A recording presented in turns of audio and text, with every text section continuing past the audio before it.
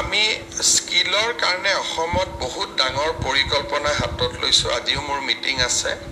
যেনে এই বছৰে মই এটা সৰু উদাহৰণ দিছোঁ, 11 লাখ ল'ৰা ছোৱালীয়ে তৃতীয় আৰু চতুৰ্থ বৰ্গৰ পৰীক্ষাত অৱতীৰ্ণ হৈছে। চাকৰি পাব 7,000। বাকী ল'ৰা ছোৱালীখিনিক আমি কি কৰিম? স্কিল এডুকেশ্যন, স্কিল ট্ৰেইনিং আৰু বিভিন্ন জাগাত বিভিন্ন ভাৰতবৰ্ষৰ কোম্পানী আদিত আমি তেওঁলোকক কেনেকৈ নিয়োগ কৰিব পাৰোঁ।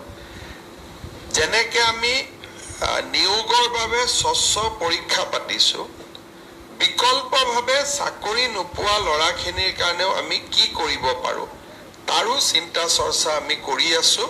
আৰু মই ভাবোঁ যে ইয়াৰ বিকল্প হ'ল স্কিল এডুকেশ্যন।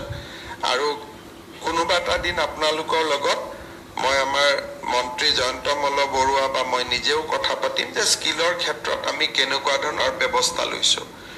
শিক্ষা বিভাগে কলেজতে স্কিল এডুকেশ্যনক মেইন ষ্ট্ৰীমিং কৰাৰ বাবে বহুতখিনি কাম হাতত লৈছে।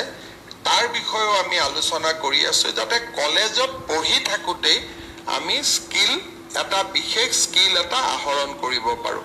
কাৰণ সকলোতো ACS নহয়, সকলো APS নহয়, সকলো শিক্ষক নহয়, শিক্ষয়িত্ৰী নহয়, লিমিটেড স্কোপ আছে।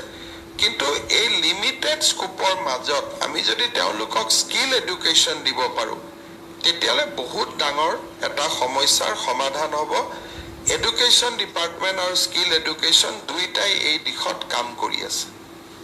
এটা বেলেগ ইছ্যুৰ ওপৰত কৰে আজি আৰু নালাগে, বাংলাদেশ বৰ্ডাৰলৈ আজি গোটেই অসমতে ছাত্ৰীসকল